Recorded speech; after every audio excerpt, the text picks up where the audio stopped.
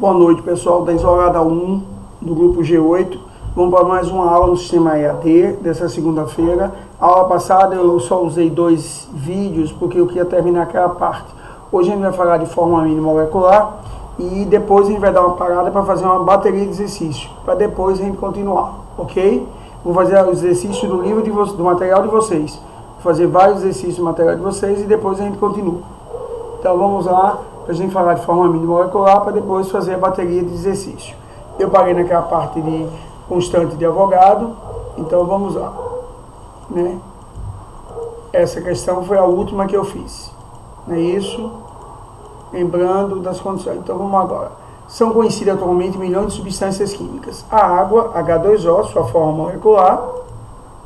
Qual é a linguagem universal usada para representar uma substância? São suas formas. E aqui é o açúcar comum, a sacarose, C12H22O11. Observe um detalhe, aqui a forma molecular da água. A água é constituída por 2 átomos de hidrogênio e 1 de oxigênio. A sacarose, 12 átomos de carbono, 22 de hidrogênio, 11 de oxigênio. Perfeito. A forma molecular da água, se eu tentar simplificar, eu não consigo. A sua forma molecular é igual à sua forma mínima. Mas da sacarose eu consigo. Eu também não consigo, desculpe. Da sacarose também não consigo. É C12H22O11, essa mínima é igual à molecular. Mas tem compostos que eu consigo, como a glicose, que é C6H12O6. Então nem sempre a mínima é igual à molecular. Então as formas podem ser a mínima e a molecular. E temos a centesimal, ou a percentual. Por exemplo, a água é H2O, 2 átomos de hidrogênio e 1 de oxigênio. A massa molar da água dá 18. Cada hidrogênio pesa 1, então são 2 de hidrogênio. Então 18 está 100, 2 está X, aí você tira a porcentagem de hidrogênio. Sabendo no caso da água da porcentagem de hidrogênio, eu não preciso calcular do oxigênio, porque o total da porcentagem é 100, o que faltar para 100 é do oxigênio.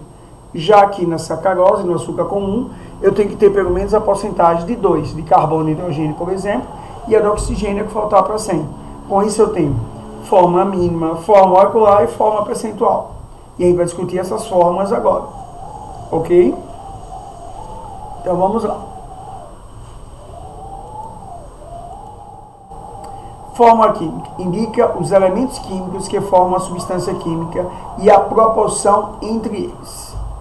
Água, hidrogênio e oxigênio, proporção 2 átomos de hidrogênio para 1 de oxigênio.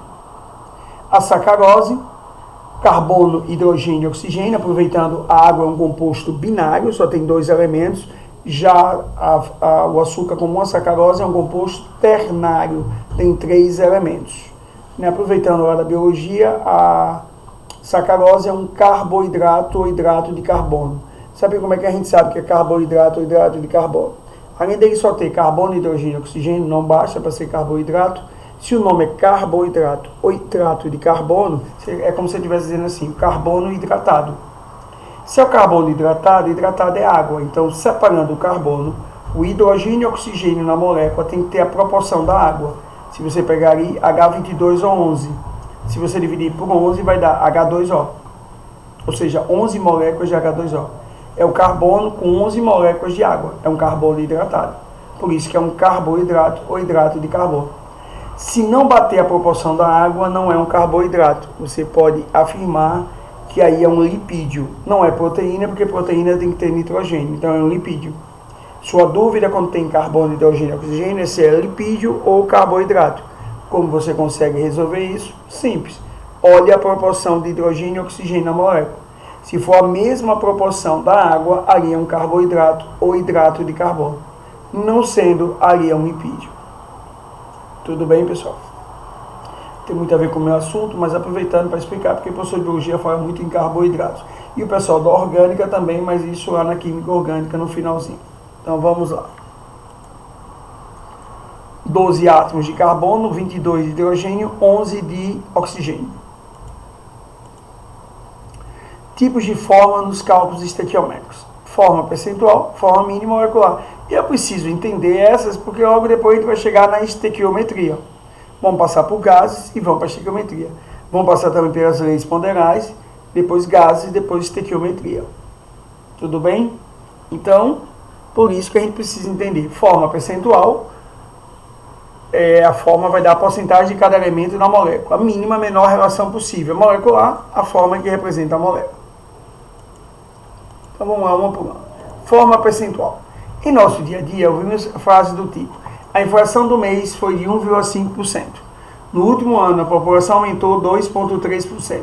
O preço da gasolina diminuiu 1%. Essa quase a gente não vê, né? Falando a verdade, a gasolina está cada vez aumentando e absurdo, né? Mas isso fala de porcentagem. Então, toda vez que falar de porcentagem, você toma como base 100%.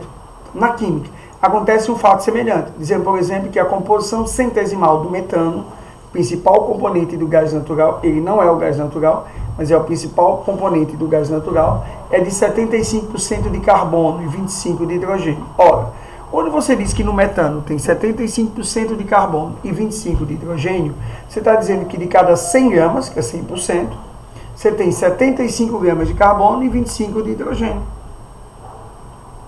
Correto? Significa que em cada 100 gramas de metano encontramos 75% de carbono, 25 de... Por que toma 100 gramas? Porque o total da porcentagem é 100%, então você toma como base 100 gramas. Ou seja, cada 1% equivale a 1 grama.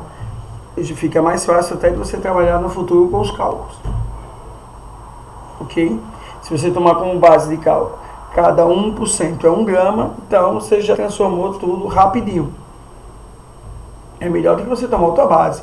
Ah, sabe, podia tomar outra base? Poderia. Você pode dizer que você tem 8 gramas. Aí, 75% de 8. Aí você vai ter que pegar a calculadora. É para o trabalho que vai dar. 8 gramas como base, né? Eu estimei 8. Então, 8 vezes 0,75. Você tem 6 gramas de carbono. 2 gramas de hidrogênio. Mas a melhor base do que 8 gramas é 100. Porque 100%, 100 gramas. Eu não preciso estar fazendo regra de 3 usando a calculadora. Eu já faço a conversão direta. Tomo como base de cálculo 100 gramas. Pronto. A porcentagem que ele der para 100 gramas fica mais fácil. Tudo bem? Então vamos lá.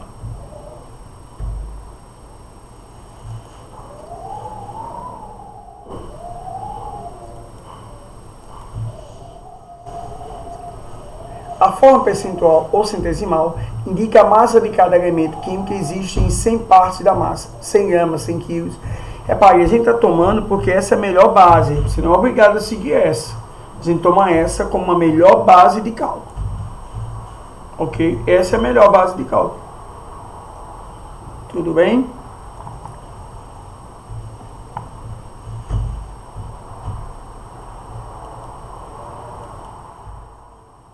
Um estudante da rede estadual de Pernambuco realizou uma análise química de 0,40 gramas de um certo óxido de ferro. Olha, óxido de ferro, óxido é um composto binário, só tem 2 elementos. E o mais eletronegativo é o oxigênio. Se é óxido de ferro, só tem ferro e oxigênio. Eu não sei que óxido é esse, porque existe ferro 2+, e ferro 3+. Então pode ser o óxido de ferro 2, o óxido de ferro 3, ou óxido ferroso, ou óxido férrico, ou óxido de ferro, ou trióxido de ferro. Então eu não sei qual é. Revelou que a amostra apresenta 0,28 gramas de ferro e 0,12 de oxigênio. Determine a sua forma percentual. Olha, se é 28 de ferro e 0,12 de oxigênio, então o total é 0,40. Então você tem 0,40 está para 100, 0,28 para a porcentagem de ferro. 0,40 está para 100, 0,12 para a porcentagem de oxigênio. E aí você tem a forma percentual. Você vai pegar 0,28 e dividir por 0,40 vezes 100, 70% de ferro. É lógico que eu não vou precisar fazer o outro. Se só tem 2 elementos, é 70 de ferro, então é 30 de oxigênio. Ok? Vamos lá ver como é.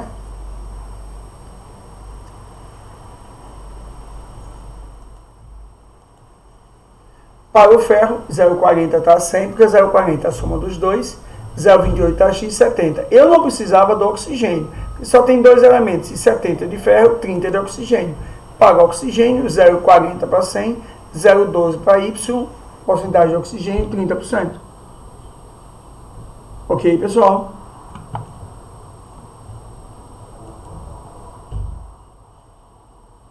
Ferro, 70%, oxigênio, 30%.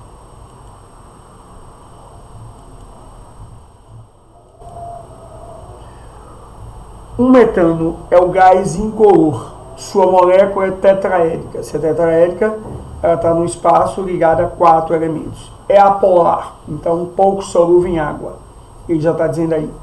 Quando adicionada ao ar, transforma-se em uma mistura de alto teor inflamável. Por isso que a mistura de metano e o atmosférico nas minas de carvão nós chamamos de glisu. E esse é um perigo numa mina de carvão, né?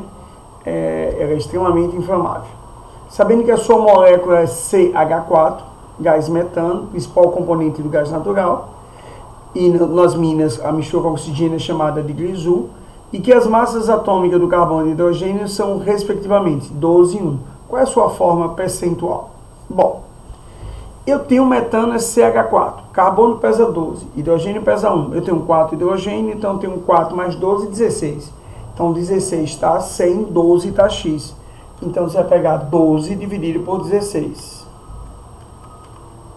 Multiplicado por 100, 75% de carbono. Logo, se é 75% de carbono, o que faltar para 100 é o hidrogênio. Não preciso fazer essa conta. Então eu tenho 25 de hidrogênio. Ok, pessoal? Então vamos lá. Resolução. Calcula-se a massa molecular do metano. 16. Ó, tem um erro aqui nesse slide. Você usou molecular 16U, porque 16 gama por mol é massa molar, certo? Só um comentáriozinho. 16 gramas de metano está 100%, 12 gramas está X. Aí você acha o teor de carbono. Se o carbono é 75, o que faltar para 100 é o hidrogênio, que é 25. Eu não precisava ter feito essa conta. Então tá aí, C75H25. Está aqui a forma do metano, que é tetraédrico. No início, no primeiro semestre, a gente discutiu ligação, inclusive hibridização. O carbono está hibridizado em sp3. Aproveitando, aqui é uma ligação sigma, sigma, sigma. Aqui é uma sigma sp3s, sp3s, sp3s, sp3s. Esse carbono é um único não planar, ele é espacial, tetraédrica espacial. Ele é apolar, todos os átomos em volta do carbono são iguais, o composto é apolar. Ok?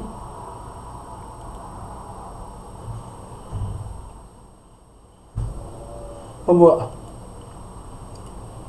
O nitrogênio pode ser fornecido às plantas na forma de 3 compostos: sulfato de amônio, NH4,2SO4, nitrato de amônio, NH4NO3, ureia, CONH2,2. Qual deles fornece maior teor de nitrogênio? Repare, ele está dando nitrogênio na forma de sulfato de amônio, nitrato de amônio e ureia. Ele quer o maior teor de nitrogênio. Primeiro, lembrando a vocês, nitrogênio é um fertilizante químico. Quais são os fertilizantes químicos mais importantes? NPK. Qualquer composto que tenha nitrogênio, fósforo e potássio. Então, é um fertilizante químico. Primeiro ponto. Segundo, ele deu 3 fertilizantes. Sergipe produz até o último, a ureia. O sulfato de amônio, o nitrato de amônio e a ureia. Mas ele quer desses 3 quem é que tem o maior teor de nitrogênio. O que você vai ter que fazer? Calcular separado. O nitrogênio pesa 14, constando na tabela, o hidrogênio 1, oxigênio 16 e o enxofre 32. Aí eu tiro a massa molar disso aqui. Depois eu comparo. A massa molar dele está 100, 2 vezes 14 está X. A massa molar dele está 100, 2 vezes 14 está X. A massa molar dele está 100, 2 vezes 14 está X. Massa molar de sulfato de amônio, que é um sal normal, porém de pH ácido. Por que pH ácido? Porque vem de uma base fraca e um ácido forte. Nitrato de amônio é um sal normal também de pH ácido, vem de uma base fraca, ácido forte. A ureia já é um composto orgânico, já é diferente. Ok? Então, aqui a massa molar é 132. 132 está 128, porque eu tenho um 2, está X 21,2. No nitrato de amônio, 80 está 100, 28 está 35. Na ureia, 60 está 100, 28 está X. X aí que a gente está chamando de Z é 46,7. Então, maior teor de nitrogênio. O sono pegou, né? É assim, eu estou sentado muito tempo, não, o sono da peste. O maior teor de nitrogênio desses 3 fertilizantes é a ureia. Por isso que a ureia é o grande fertilizante que Sergipe produz bastante. ok? Então ela tem 46,7% de nitrogênio, você está dando muito fertilizante ao solo. Ok, pessoal? Vou parar o primeiro vídeo aqui, primeira sessão de vídeo, a segunda a gente começa daqui a pouco.